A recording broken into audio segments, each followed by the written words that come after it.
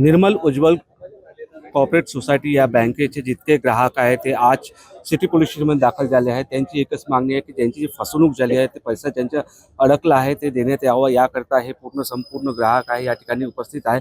विशेष बाब म्हणजे या ठिकाणी ज्येष्ठ नागरिक आहेत ज्यांनी या बँकेमध्ये आपला पैसा गुंतवला, त्यांना महिन्याचे काही पैसे मिळणार या कुठे त्यांनी हे पैसे गुंतवले, परंतु कुठेही त्यांना न्याय मिळत नाही आहे। अखेर त्यांनी मोर्चा काढून शहर पोलीस स्टेशनमध्ये आपली तक्रार दाखल करण्यासाठी या ठिकाणी सगळे आले आहे। आपण त्यांची जाणून घेऊ नेमकी काय काय तक्रार आहे तुमची, किती पैसे फसवणूक आहे।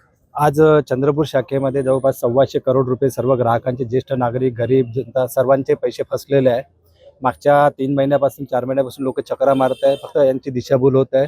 सर्वांना आज देऊ उद्या देऊ करून टाळाटाळ करत आहे आणि आमचा शाखा व्यवस्थापक बरेचदा इथून निघून जातो, तो आपल्या ग्राहकांना कुठल्याच ग्राहकांना सहकार्य पण करत नाही आहे आणि सर्वांची दिशाभूल होते। आम्ही बरेचदा नागपूरला शाखा व्यवस्थापक, तिथले CEO आणि श्री मानमोडे सर यांना भेटण्यासाठी 5-6 वेळा गेलो।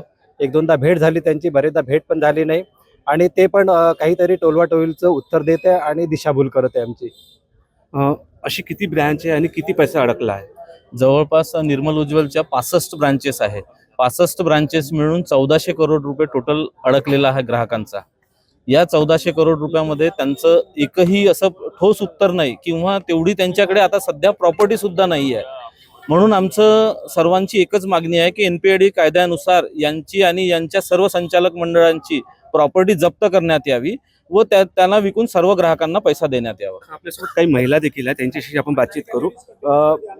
काय सांगाल, तुमचे किती पैसे अडकले आहेत? आमचे भरपूर पैसे अटकलेले आहे, जवळपास माझे 16 लाख रुपये आहे।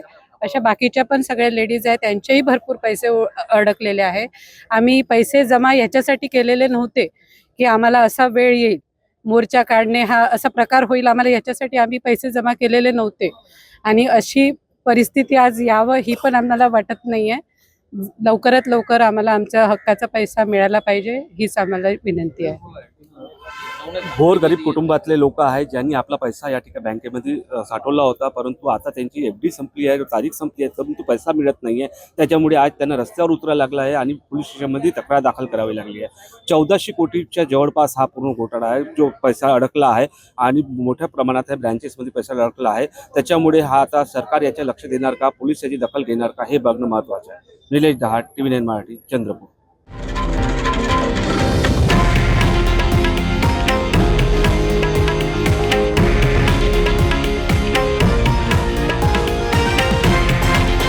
हे आहे देशातील नंबर 1 न्यूज नेटवर्क आणि आपण पाहत आहात TV9 मराठी, एकमेव।